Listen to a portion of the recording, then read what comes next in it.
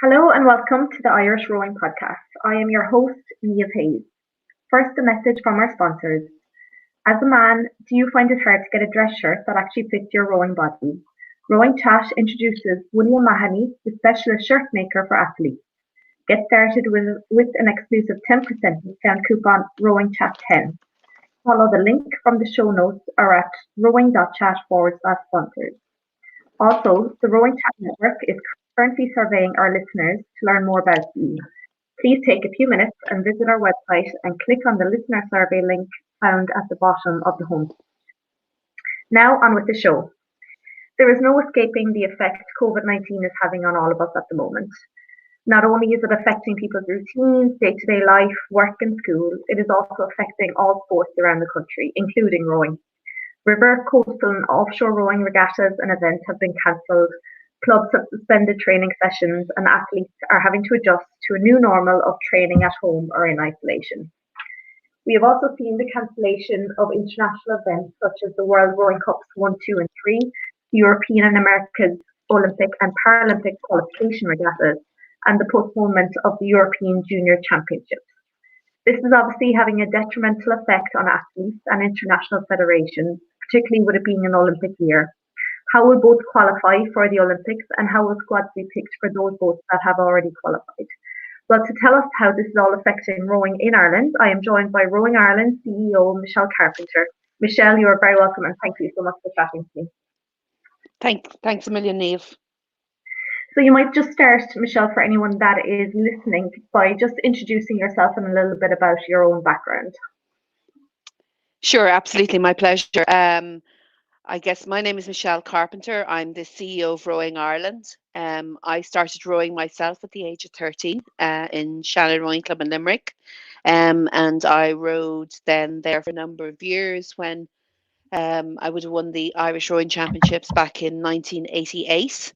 And then I would have continued rowing in Shannon then until 1990, 1991, and then continued on to Commercial Rowing Club in Dublin, where I would have been part of an under 23 development program then for women. From Commercial then I went on to work in France and Germany for a number of years at the European Court of Human Rights and at the European Central Bank in Frankfurt. And then I returned to Ireland back in 2002, where I had my first child. I got back into rowing. Well, I was always involved in it. I was always, involved in it on the continent. I rowed in Strasbourg and Frankfurt, but I also would have followed the international teams at that time. Crews like Neville Maxwell and Neil O'Toole and Tony O'Connor would have been involved in. They would have been very successful at that time. Sam Lynch as well. So I've always been involved in it, but then I got back working with Rowing Ireland then in 2014, where I started or restarted the Get Going, Get Rowing program. Okay, brilliant. And how did you end up then being CEO of Rowing Ireland? And if you tell us a little bit about the role, that's what you do day to day. So the Get Going, Get Rowing program had been originally started in Rowing Ireland a number of years earlier, but it hadn't been subject to funding for a number of years. So I suppose in 2014, when we restarted it, it was just to focus on the Dublin area to bring ergometers or rowing machines into schools to get kids rowing, primarily girls. So that was a huge success. Our target in the first year was to get 2,500 girls rowing, and we had 5,000 rowing. And the following year was to get 5,000 rowing, and we 10,000 rowing. And I guess last year we had I think 32,000 individual engagements. So it was a huge success. And then I ran that for 4 years. And yeah, as I said, it was very successful. And then the CEO role came up with Hamish Adams leaving his role and moving to Athletics Ireland. And I applied for it through an interview process. And that's how I was got the role of CEO. I guess it was very different going from Get Going, Get Rowing to CEO.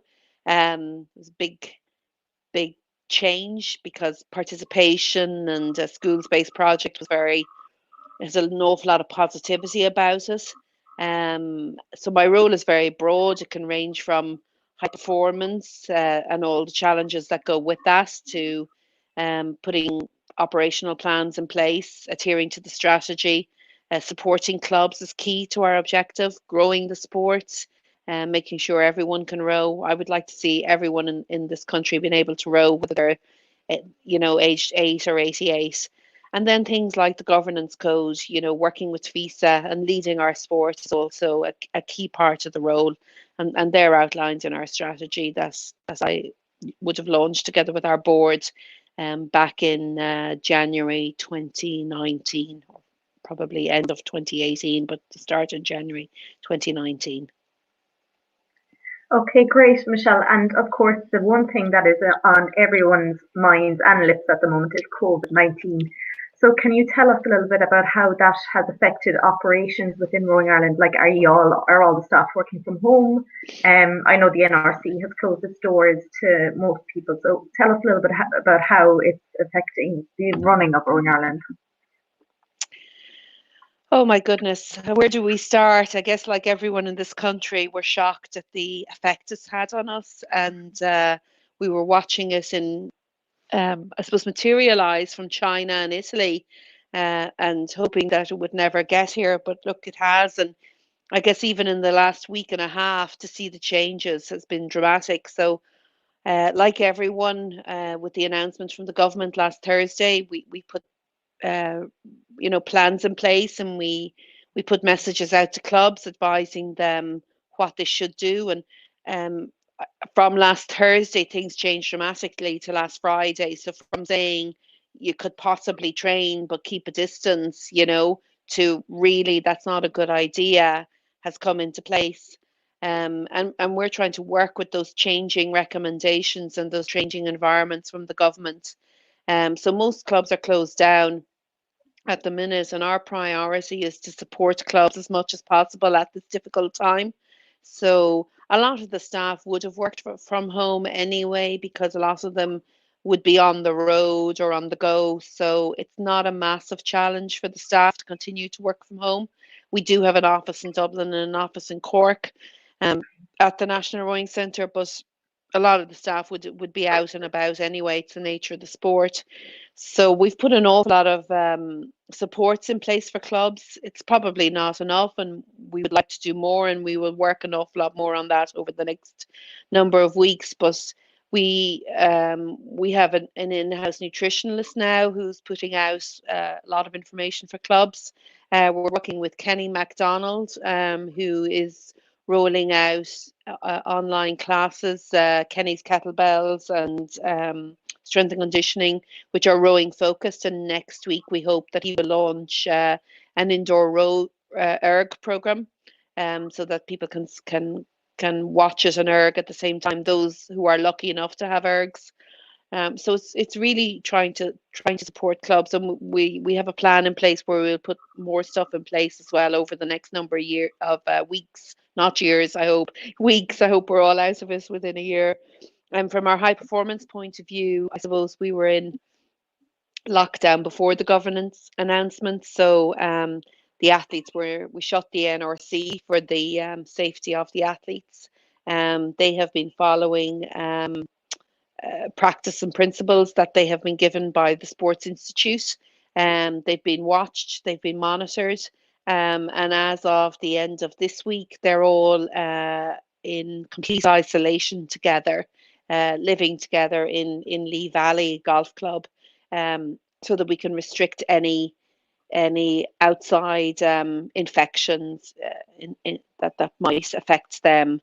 So they're literally going from where they are in isolation to on the water and back again. And we've online shopping and that organised for them.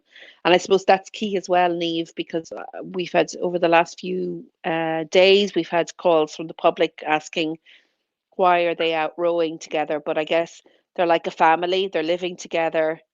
So they're following those family guidelines that have been outlined by the HSE as well. So there's no public health risk that they are training together in the middle of a lake at the NRC as well. So we're kept very, very busy. and hoping that this will end soon, that we can launch the domestic event season for all aspects of our rowing, you know. And how are the high performance athletes coping with that kind of situation, living in the Lee Valley Golf Club? Now, I'm sure they're used to spending lots of time together anyway, and they're very much like a family anyway. But how are they coping being away from their own families and things? Yeah, I suppose it's camp-like environment for them. So we're actually trying to recreate what it would be like if they were in a camp, which they probably should be now. There was a camp scheduled for Varese, and obviously what's going on in Italy and the lockdowns, that can't happen. So it's very much a camp-like atmosphere for them.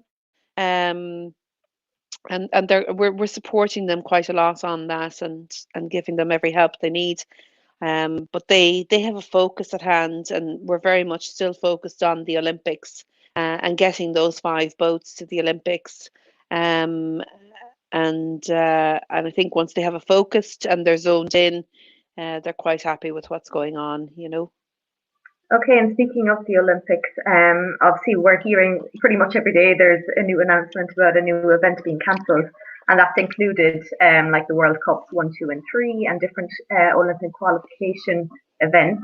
And I suppose we do have some boats qualified already for the Olympics, but there was hope that other boats would still qualify. What's going to happen then now with those international events being cancelled? Will those athletes still get a chance? We really have no idea.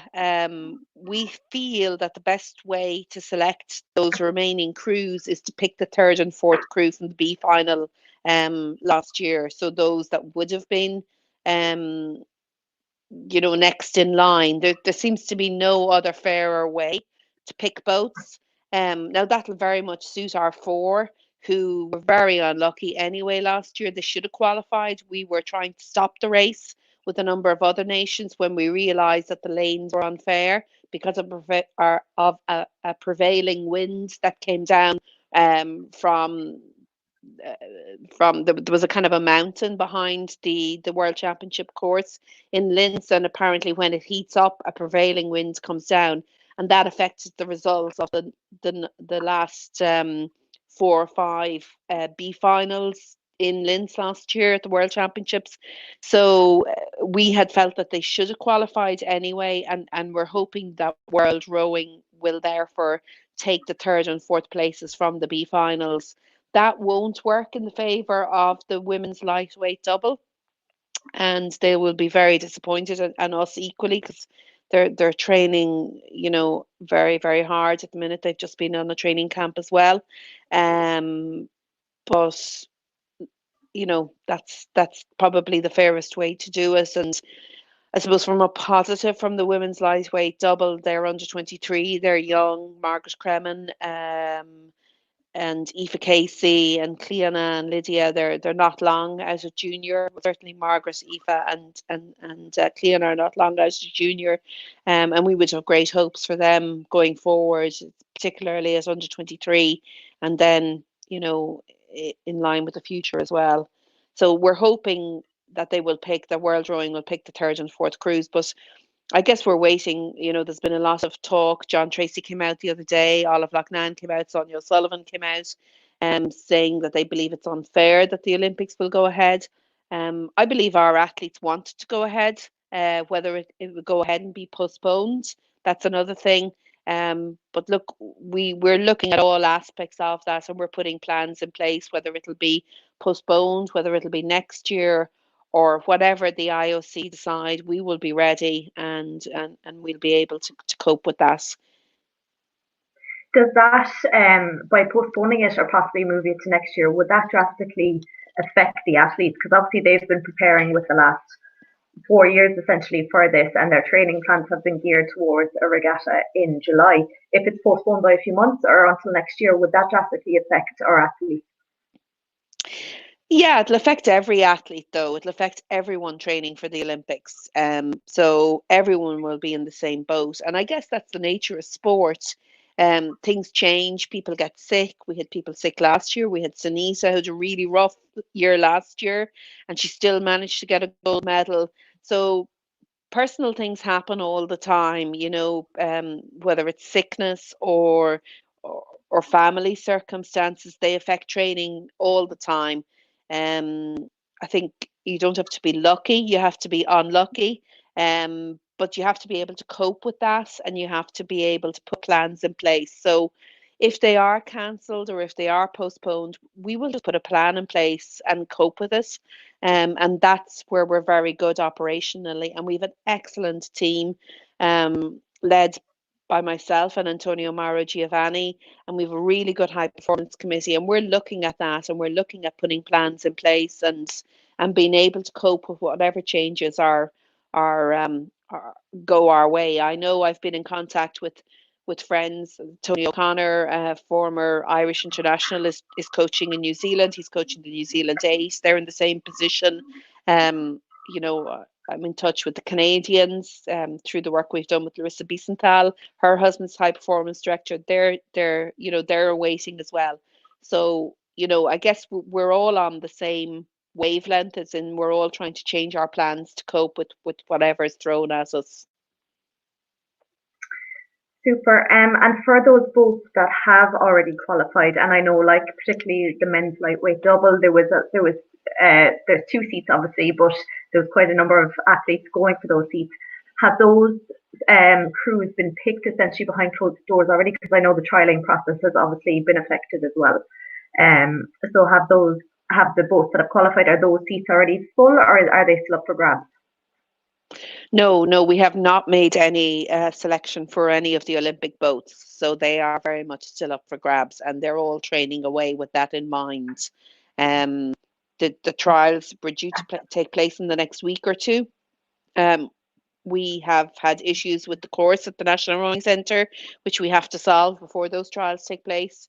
And once we do that, they will happen, weather dependent as well, obviously. So the lightweights are training in Skibbereen at the minute, because they've just come back from a training camp in Spain. So they're adhering to guidelines as well and self-isolating down there, to keep everyone safe. So they're training, with the trials in mind, as are the women's four, obviously, and the women's pair. Obviously, Sunita and the men's double, there aren't. They're fairly self-selected at this stage. Okay, so it's still up for grabs, and people obviously still have to keep their head down and train away, and it's not over for all the athletes yet. There's still hope for those who are training. Absolutely. No, and I said this to somebody the other day, we are going ahead as if the Olympics are going ahead in July. We have to, until we hear otherwise. And look, we'll await what the IOC and what World Rowing tell us, but that's where we are going ahead at the minute. Great, Michelle. I'm moving away then from the high performance back to the domestic rowing. So obviously all the events in March and April had to be cancelled for river, coastal and offshore rowing. And I know you've set up a working group. So tell me a little bit about that group and what their role is. So the group consists of myself, Eamon Coakley, our president, Brenda Ewing, who's chair of domestic events, Lisa O'Callaghan, who's chair of the championship committee, Kieran Kerr, representing offshore and coastal rowing, and TJ Ryan from the umpires committee, and TJ's chair of the umpires committee. And I guess we will look every week at what the situation is, and we will discuss it, and we will give recommendations then to our clubs, and our event organisers from that. So as you're probably aware, we've cancelled all events from April. So that gives us a bit of leeway now at the minute. And we're due another meeting now on Monday, regarding any updates that have happened in the last week, anything we need to look at with regards to clubs or events. The working group really is to look at events primarily. Operationally in Rowing Ireland, as I said, we're majorly supporting clubs at the minute. But we will look at it again on Monday, and every Monday, or more often if we need to, depending on government recommendations and how long this is going to go on for. We would hope that we would have some sort of a domestic event season salvaged for all aspects of our sport. whether it's that we will need to move regattas out, like whether we will need to up the regatta calendar and have those regattas that were supposed to be in April start in May or June, or whether we will need to restructure it and ask clubs, do they wish to bid for events at different times. We'll have to look at it on a week by week basis. As I said, from this time last week, or certainly from last Thursday to last Friday and Saturday, things changed dramatically. So who knows what will be ahead of us again today, tomorrow, or Monday, that we might need to change or put new things in place. But we're constantly in contact as well with the members of the group and myself to try and support our clubs. And we're conscious as well that domestic events are key for clubs. They're key fundraising events. And if we need to push them out and do them later, then we will do everything possible to support clubs and make that happen for them. Are you optimistic that the sport will get through this? Like, obviously we're seeing with local businesses, I know it's a little bit different, but businesses are very much being affected by this. Do you think our sport is safe and everything will kind of go back to normal once this dies down? Oh, I think absolutely. I think people will be delighted to get out and about. And I mean, I've been stuck in all week working from home. I have 4 kids, and I know once this finishes, people will be delighted to get out and about and get active. And I do believe our members will be. They've been hit by an awful lot of curveballs this year, from high performance to our clubs that have been flooded on the River Shannon. And that's one thing sport always teaches us, and I've learned that from rowing myself. If you get hit by something unexpected, you just have to pick up the pieces and get up and move on. And I guess that's why sport is such a great teacher for business, because you learn those lessons and you learn to deal with them. And I think we're very adaptive of a sport. And one thing we have that's really positive, actually two things, is the we're used to working as a team. We're used to pulling together, and we know the importance of that. And also, we're a small family. We're a small sport, and that'll stand to us as well. Um, we support each other. Even to see New Ross yesterday and their efforts to row to the NRC, and the high performance athletes coming on board and supporting them. And then they were up in Castleconnell today, and they were virtually doing all this rowing around the country. And to see everyone supporting each other, I think very much at this time we will support each other, and we will get through this, and we'll absolutely pull together. Thank you so much, Michelle. Finally, do you have some words of inspiration for all those rowers and kids that are at home, and I suppose they want to be out on the water and they want to be training in their clubs and they can't at the moment. So do you have some words? What would you tell them at this time? Look, it's a really tough time. One, keep isolated, keep your distance. Don't be going out with your friends. I have teenage kids, and they are an absolute credit to themselves for not fighting with me, for not wanting to go out, because keeping your distance will save your grandparents, your parents, your aunts, your uncles. And secondly, if you are bored, and even if you don't have an ergometer at home or a single scull that you can go out safely in, do something, run, walk, cycle, within, and keep those social distances. You can go onto our website, our Get Going, Get Rowing website, where we had planned to row to Tokyo to support our athletes. You can still do that. We've changed it for walking and running and cycling and whatever you want to be, jumping on the trampoline, count your steps. But it's a difficult time for us, and just stay active, stay moving, but keep the distance and keep the faith, and we will all get through this. Thank you so much, Michelle, for chatting to me, and let's hope that all our athletes will be back on the water soon. Absolutely. Thanks a million, Niamh, and we've been really enjoying your podcast. So every bit of luck with that going forward as well. Great, thank you so much. And as Michelle said there, at this time it is so important to look after both our physical and mental health.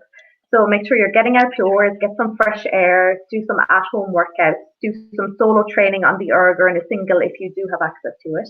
And there are lots of resources out there. So Concept 2 have training plans on their website, or you can take part in the World Erg Challenge. And of course, Rowing Ireland has lots of resources. They've teamed up with Kenny MacDonald, who will provide erg as well as strength and conditioning workouts for rowers. And they are giving out daily nutritional tips for everyone. So check out rowingireland.ie for more details. So that's it for now. This show would not be possible without the support of our sponsors, William Mahoney, and find out more about that at www.rowing.chat/sponsors. Irish Rowing Podcast is part of the Rowing Chat Network. Get email notification of our new shows by joining our mailing list at rowing.chat. Listen to other shows in the network wherever you get your podcasts, and please leave us a review. It helps to spread the word around the global rowing community. Until next time, stay safe and bye-bye.